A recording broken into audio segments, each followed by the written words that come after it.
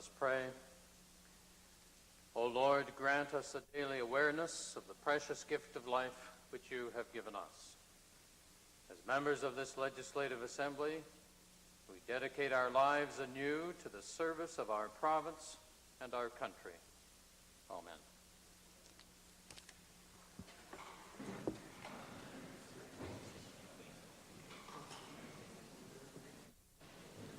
Introduction of visitors. Presenting petitions. Reading and receiving petitions. Presenting reports by standing and special committees. Notices of motions. Introduction of bills.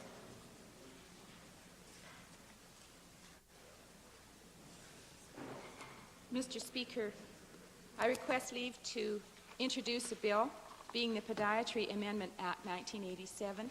This bill allows health caregivers other than podiatrists to deliver foot care. Thank you.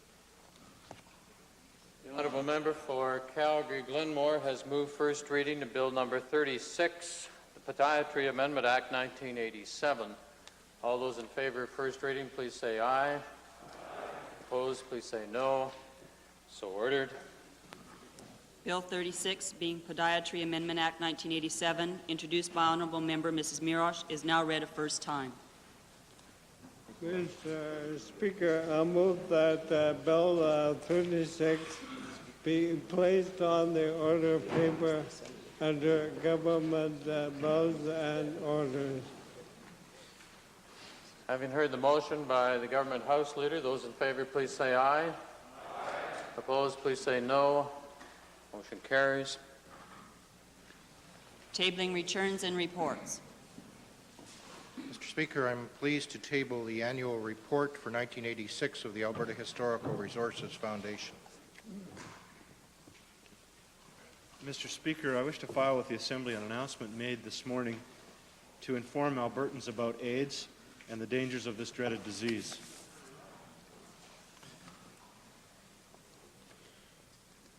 Introduction of special guests.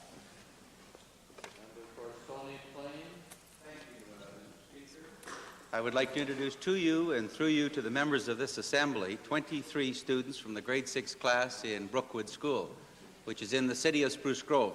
They are accompanied by their teachers Brian Sidora and Monica Thiessen, and they are situated in the public gallery. I ask that they rise and receive the warmest welcome of this Assembly.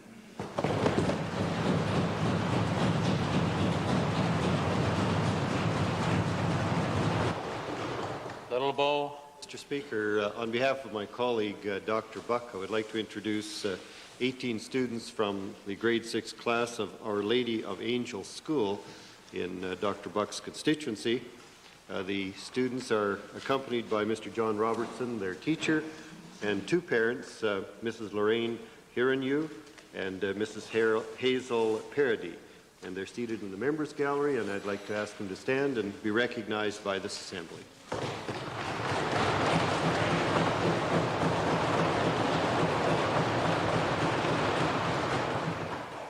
Pincher Creek, Crow's Nest. Mr. Speaker, it gives me a great pleasure today to introduce to you and through you to the members of the Assembly the Pincher Creek Mountain Bounders Junior Forest Warden Club. They are visiting Edmonton today as part of National Forestry Week. They have received a distinct national honor in terms of being awarded the Charles Wilkinson Achievement Award as the most outstanding junior forest warden club in Canada.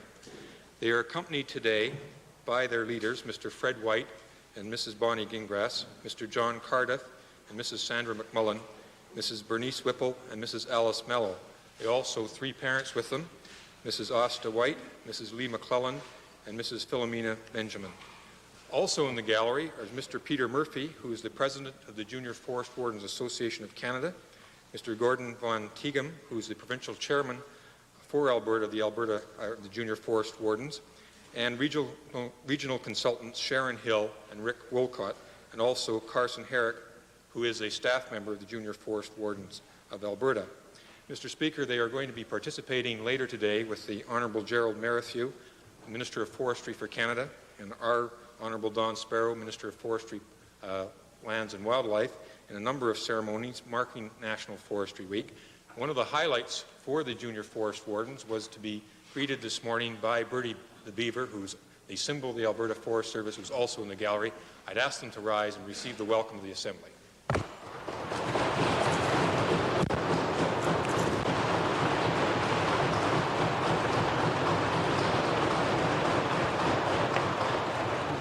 Cypress Redcliffe. Mr. Speaker, I'd like to introduce a group of 16 students from grade 6 school and 7 persons, which is in my constituency. Mr. Speaker, this is the first time that I've had the pleasure of introducing a class since the historic day, 1 year ago today, that was the election in this province. There is, as I said, 16 students, 2 teachers, Mrs. Smith, Mr. Barber. I'd ask them to rise and receive the warm welcome of the Assembly, please.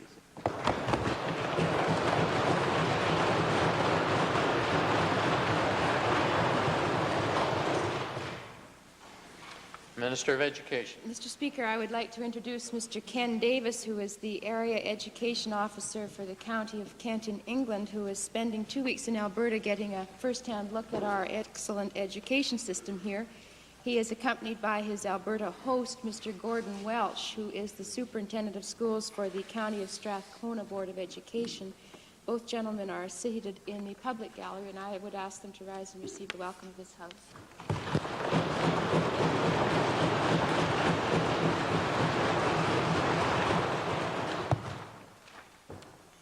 Solicitor General. Mr. Speaker, it's my pleasure to introduce to you and through you to the Assembly 34 grade 10 students from the New Sarepta High School. They're accompanied by 3 teachers, Mrs. Roberta Hay, Ms. Cheryl Alexander, and Mr. Orest Pileski. They are seated in the public gallery, and I'd ask that they rise and receive the warm welcome of the Assembly.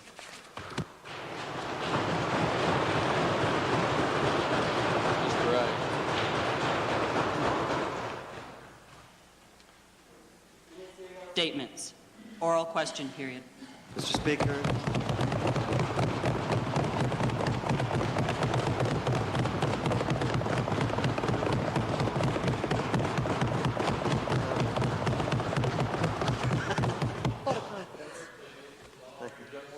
You're wasting the time of your own members.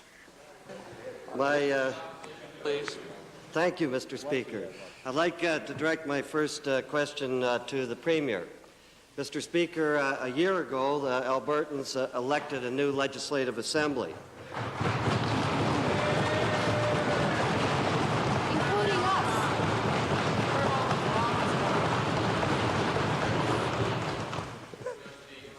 Government members, please refrain from wasting your time. I would remind them there used to be 4 in the opposite benches, now there's 22.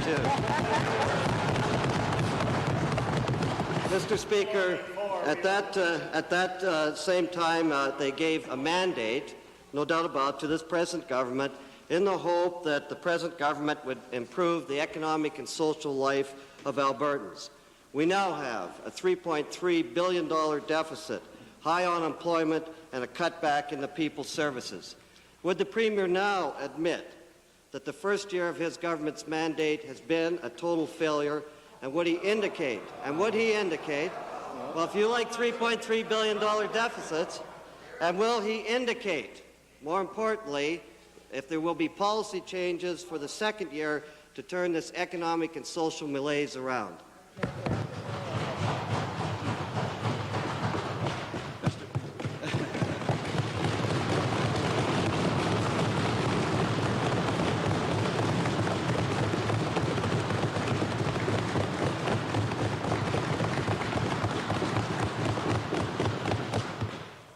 Mr. Speaker, extremely pleased to recognize the occasion in which this government's received the largest mandate of any government in Canada.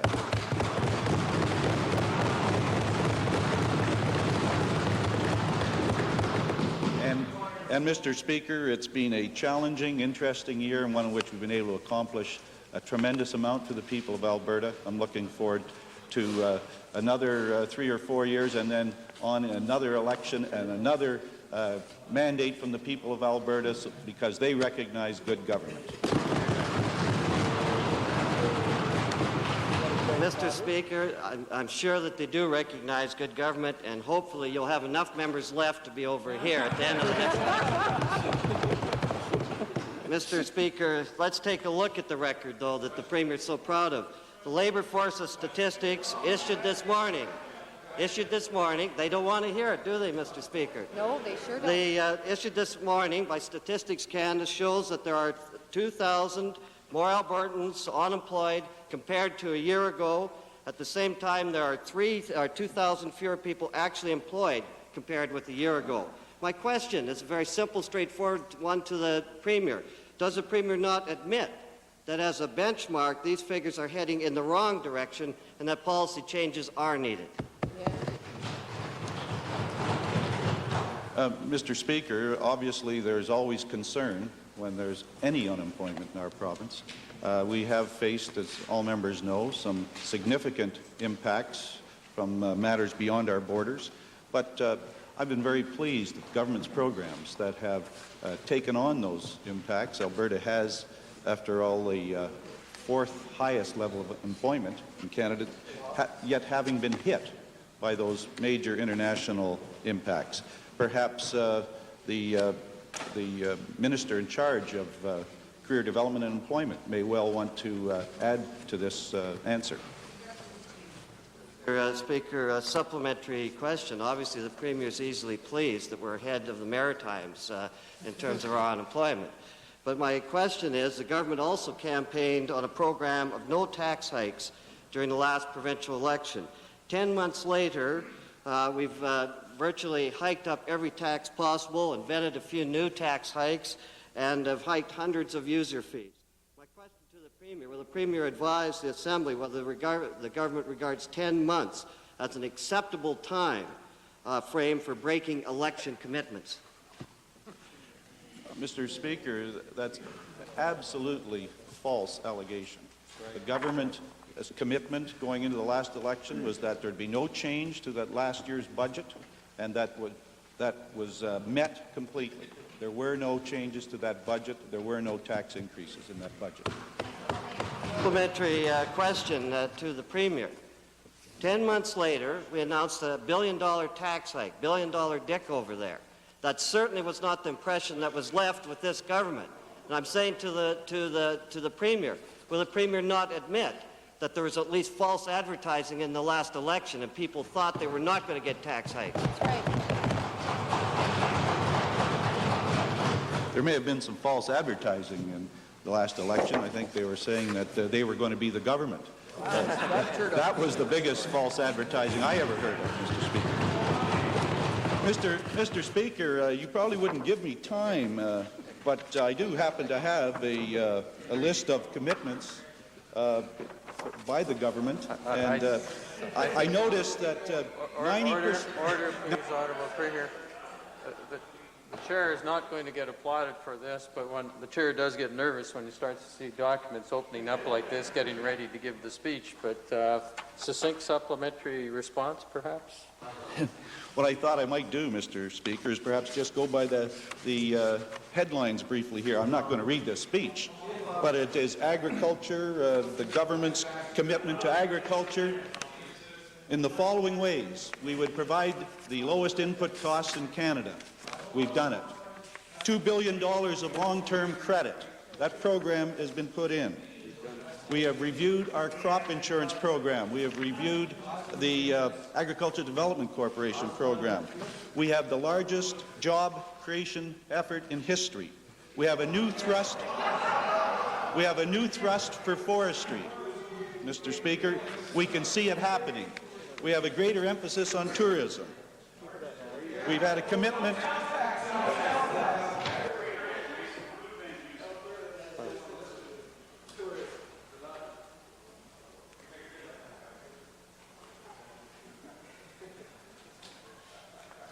There's certainly one thing about springtime and warm weather. It brings out a lot of interesting behavior in all creatures of God. Perhaps in fairness, though, to the House, we might be able to be a bit more attentive to both the questions and the answers. Supplementary, Westlock Sturgeon. Mr. Speaker, I'm glad you brought the frivolities to an end there. I noticed when the Premier was reading the headlines, he neglected the one to mention that there'd be a $3.5 billion deficit either, left that one out. With the view of the Premier's statement that a tremendous amount has been in the last year, could he consider possibly giving the taxpayers a holiday over the next year and just do nothing? Good question. Well, Mr. Speaker, we've seen what happens in Ottawa with that member's party when they did nothing about dealing with the deficit. They have almost bankrupted our country. It was fortunate that the people of Canada booted them out of Ottawa, and supported by the NDP, booted them out, Mr. Speaker, because they were bankrupting our nation, the highest level of debt of any country, put on them by the party, the Liberal Party, because they would do nothing about a deficit, supported by the NDP, who all they want to do is spend, spend, spend. We are the responsible government, and the people of Alberta, Mr. Speaker, it's a damn shame, isn't it? They just don't like to hear the facts. Honourable members, if this keeps up, the chair is starting to entertain the notion of suspending question period. You're making a big May I finish, Mr. Speaker? Kids up there, you know.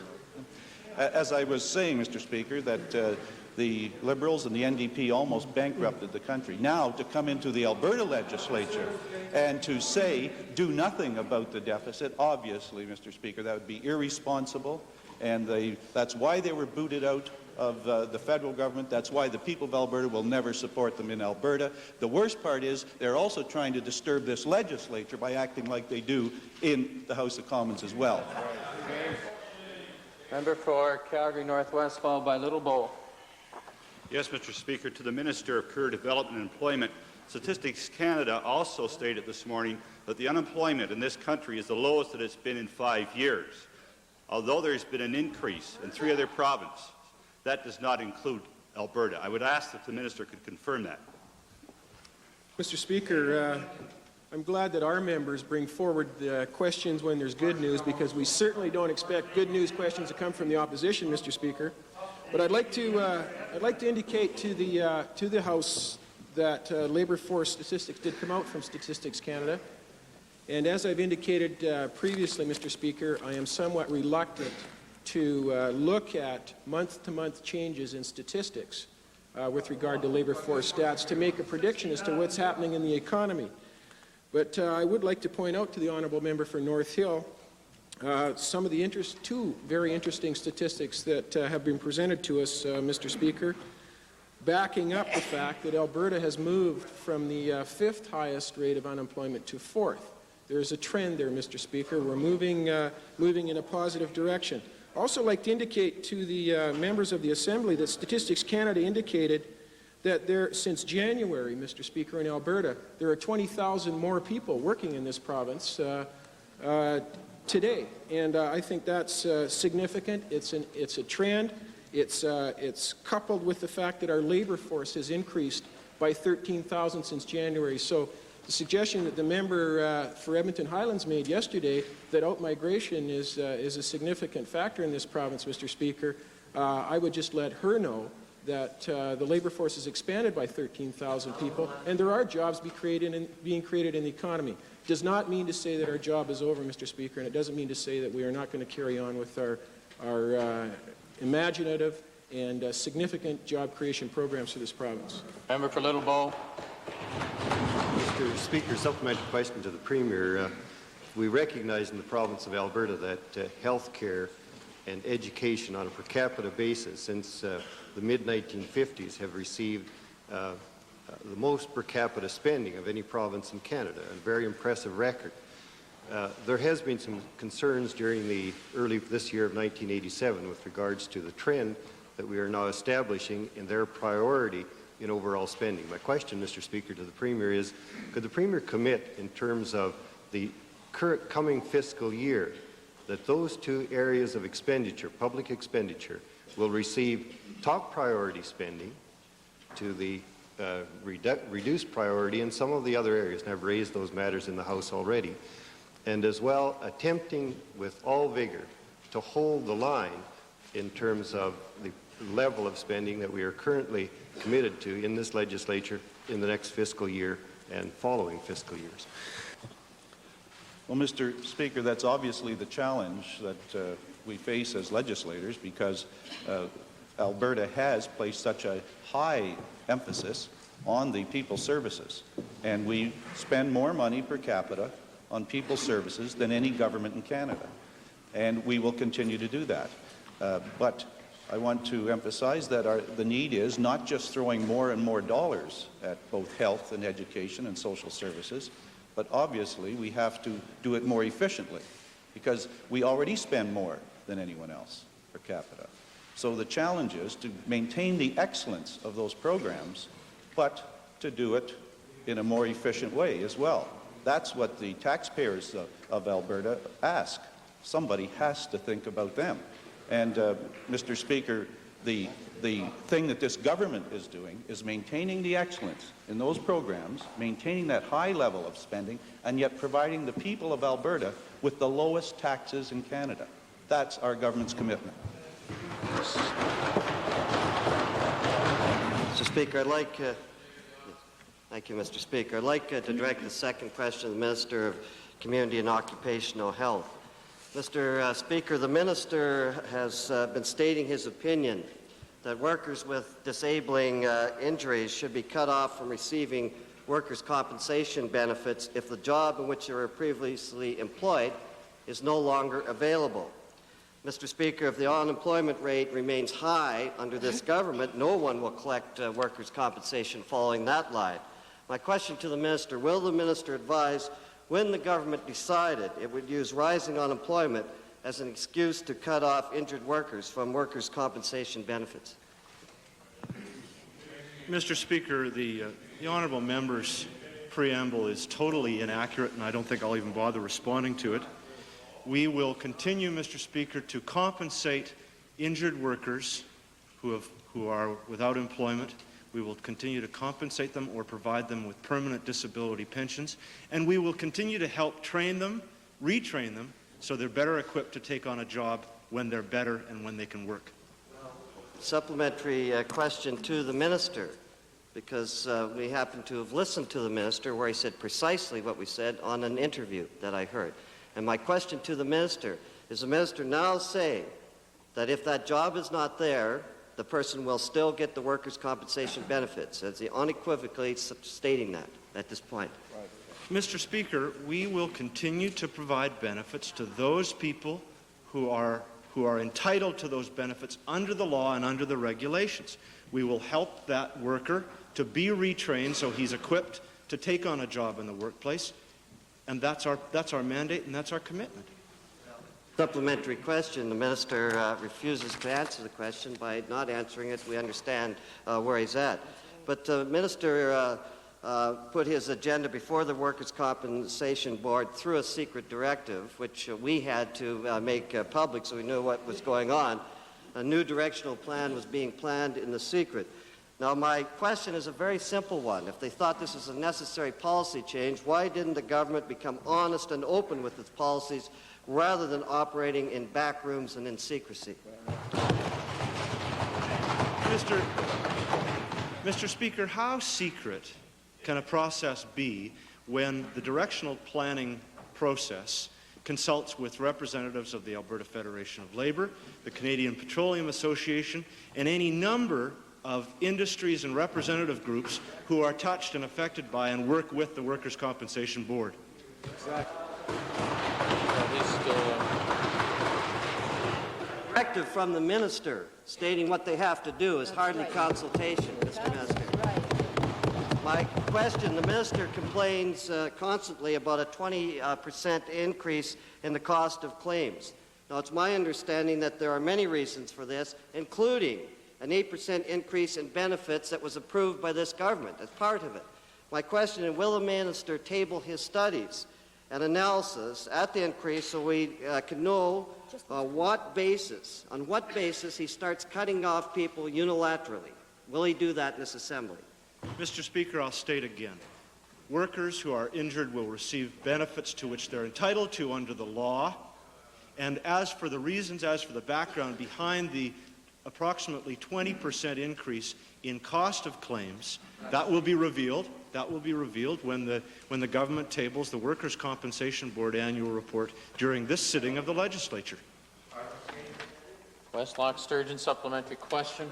Speaker, to the minister, surely workman's compensation is, as the term implies, it's a contract to compensate people who have been injured in the workplace and should have no connection with retraining or getting other jobs going. That should be an entirely different department. Would you give the commitment to the legislature, unless you bring it down for debate, that you will keep workman's compensation as an actuarially sound employer-employee insurance fund for injury and not clutter it up with a bunch of other directives and anything to do with other departments? Well, Mr. Speaker, I appreciate that representation from the honourable member, because that's precisely what we're trying to do. We have a responsibility to compensate injured workers. We have a responsibility and also an accountability to those people who pay workers' compensation assessments, and that is the employer. And, Mr. Speaker, by paying injured workers on the basis of what they're entitled to, we will fulfill our obligation to all of the constituents of the Workers' Compensation Board. Question, Leader of the Liberal Party. Mr. Speaker, a question today, anniversary of all those people with orange carnations over there, Mr. Speaker.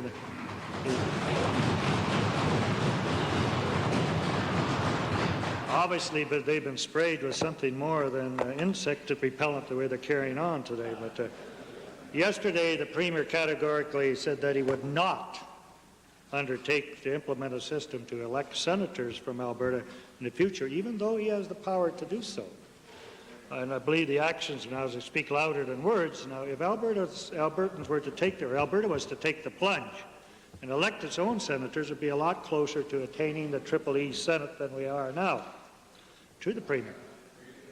Will he now reconsider his comments of yesterday and commit his government to elect senators from now on?